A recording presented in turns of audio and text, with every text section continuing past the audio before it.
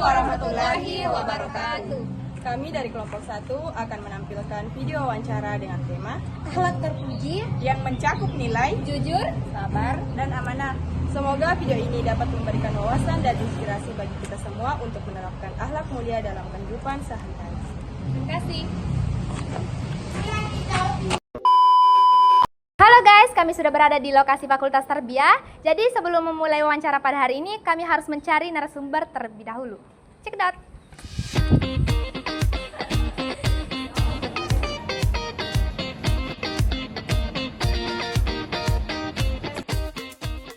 Permisi kak. Oh, halo.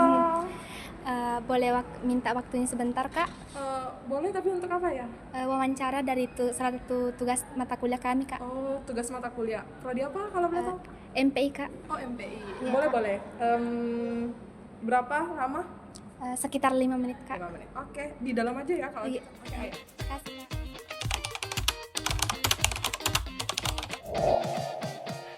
Langsung saja, mungkin kakak bisa memperkenalkan diri terlebih dahulu.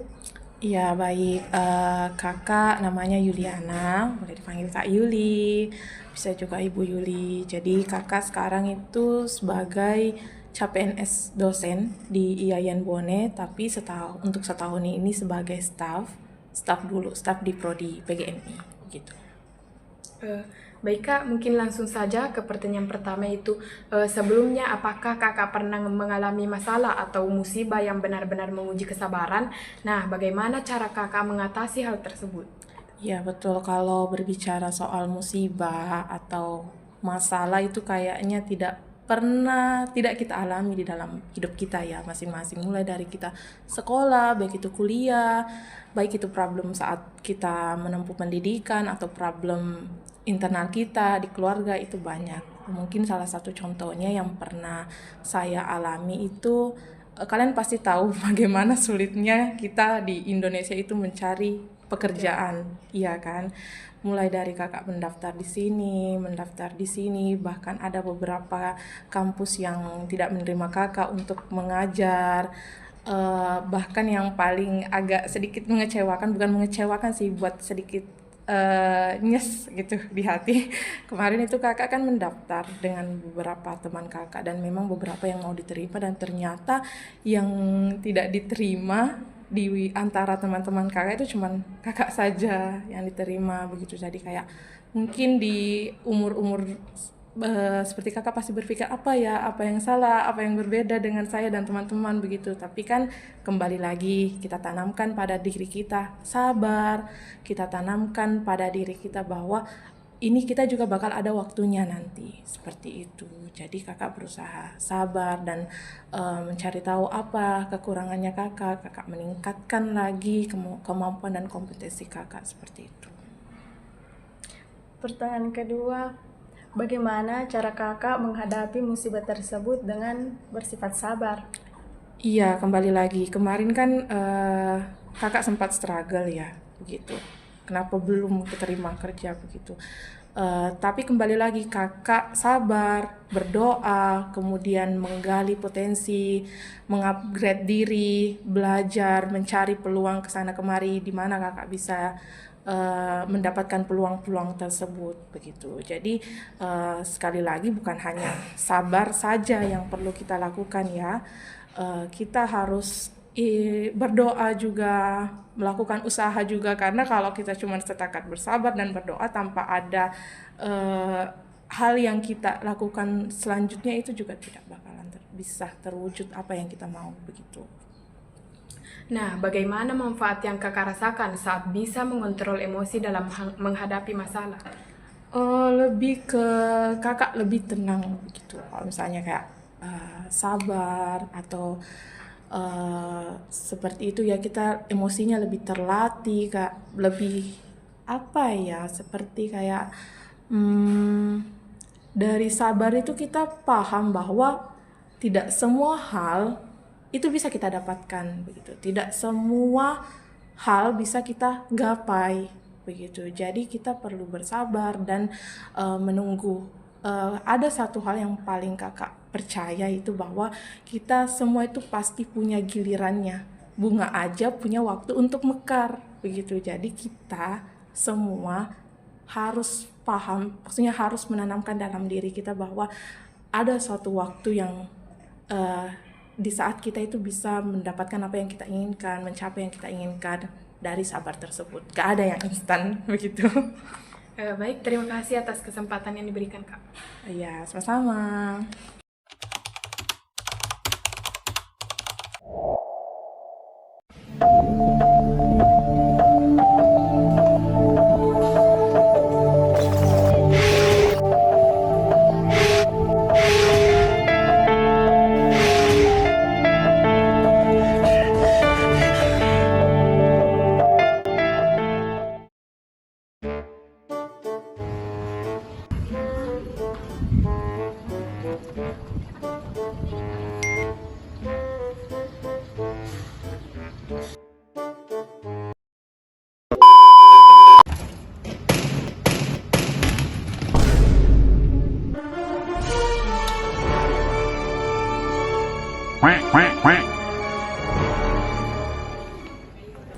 Mohon maaf Kak, mungkin bisa minta waktunya sebentar. Oke, boleh, silakan duduk. Kasih Kak. Baik, bisakah kakak memperkenalkan diri terlebih dahulu mengenai nama, semester, dan prodi apa? Perkenalkan, nama saya Fajran Ilahi dari Fakultas Tarbiyah, prodi Tadris Bahasa Inggris semester 8. Pernahkah kakak berada dalam situasi yang menguji kejujuran kakak? Nah, apa yang biasanya kakak lakukan? Pertanyaan yang cukup menarik. Pernah satu ketika saya berada di Jalan Cokroaminoto. Kebetulan ada teman saya yang bertanya mengenai apakah di jalan tersebut terjadi razia atau tidak. Dan jujur saya dilema dalam menjawab pertanyaan itu. Karena kalau saya mengatakan tidak pada hal kejadian tersebut terjadi razia, saya berbohong. Tapi secara warga negara yang baik, saya juga harus mengingatkan bahwasanya sebagai warga negara yang baik kita harus melengkapi surat kendaraan dan sebagainya. Jadi jawaban yang saya berikan pada saat itu adalah saya mengatakan ya di jalan ini terjadi sebuah razia, dan kemudian saya juga memberikan nasihat bahwasanya kita harus melengkapi surat berkendara dan sebagainya, seperti itu. Pertanyaan selanjutnya, bagaimana tanggapan kakak mengenai orang sekitar yang sulit untuk jujur? Orang sekitar yang sulit untuk jujur. Menurut saya tidak menutup diri dengan orang-orang tersebut. Tapi kalau misalkan kita ingin mengajak bekerja sama dan sebagainya, saya rasa butuh pertimbangan lebih lanjut untuk hal tersebut.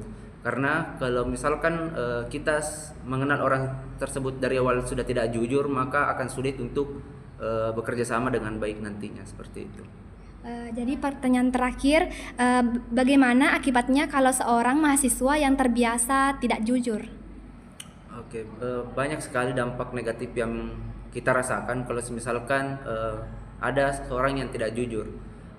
Salah satu contohnya adalah yang pertama itu sulit dipercaya.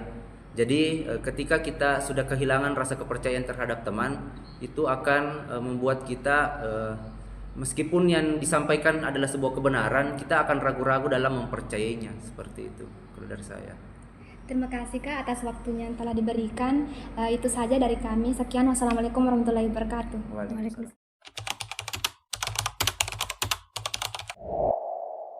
Terima kasih atas kesempatan yang telah diberikan, Bu. Baik, sebelumnya mungkin Ibu bisa memperkenalkan diri terlebih dahulu terkait dengan nama, jabatan, dan lama jabatan yang telah diberikan. Oh ya, baik. Nama lengkap saya Andi Sri Mardianti Syam MPD. Mahasiswa ataupun rekan kerja biasa panggil saya Andianti ya. Saat ini saya menjabat sebagai dosen evaluasi pembelajaran pendidikan anak usia dini, dan kebetulan mendapat tugas tambahan selaku ketua program studi pendidikan Islam anak usia dini sejak 2023. Jadi sekarang lama menjabatnya selaku dosen ya sudah 6 tahun lebih, adapun selaku ketua program studi PIAUD sudah 3 tahun. Seperti itu. Baik Bu, kemudian bagaimana cara Ibu menjalankan amanah dan tanggung jawab yang telah diberikan kepada Ibu selaku Kaprodi PIAUD? Oke, amanah ya. Jadi amanah itu bagi saya adalah sebuah kepercayaan ya, yang bukan hanya dari lembaga atau institusi kita, tetapi juga kaitannya amanah ini dari Allah Subhanahu wa Ta'ala tentu saja.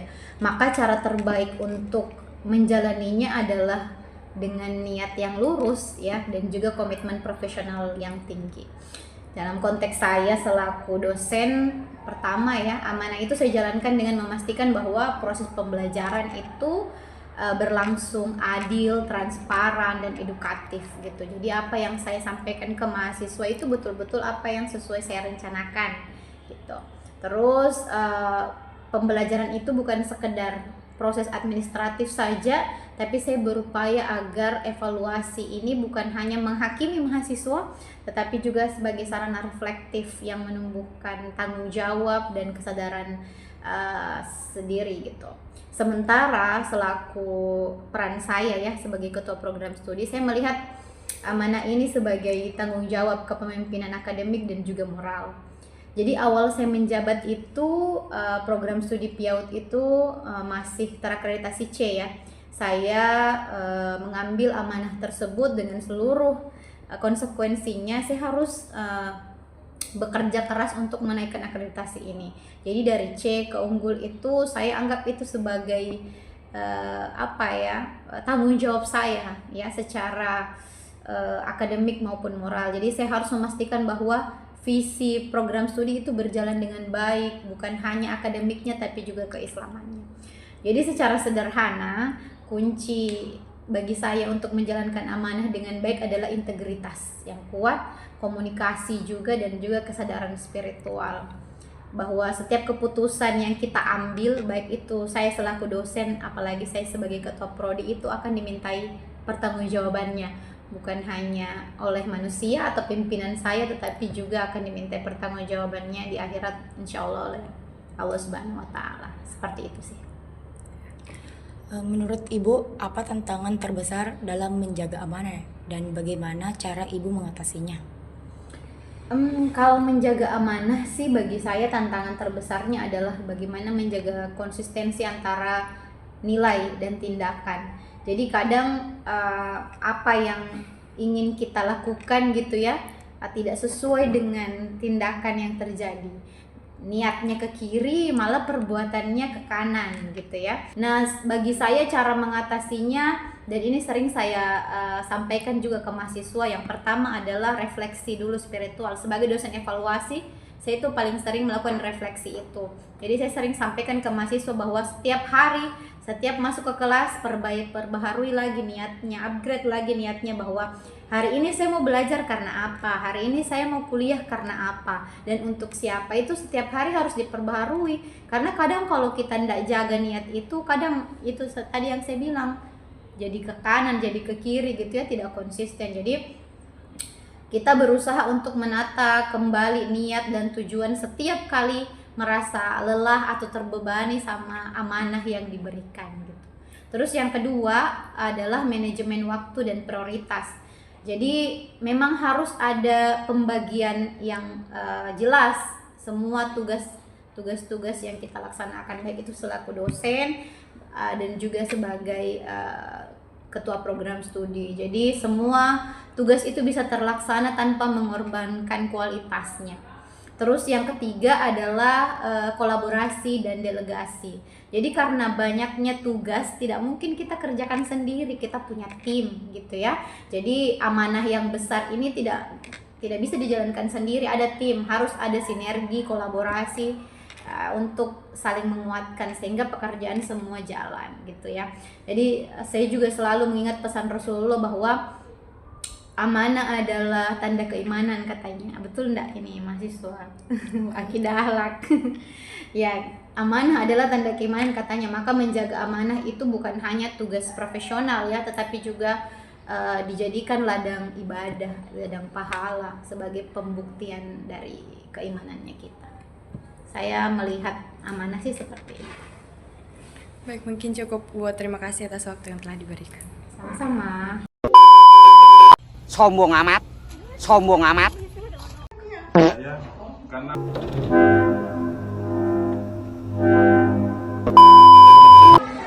Apaan sih cantik banget?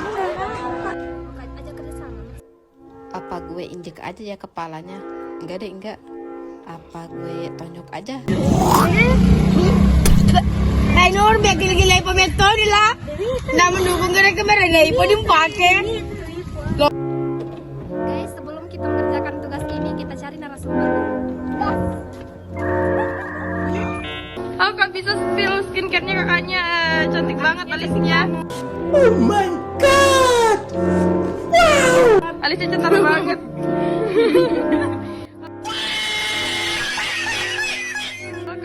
Halo.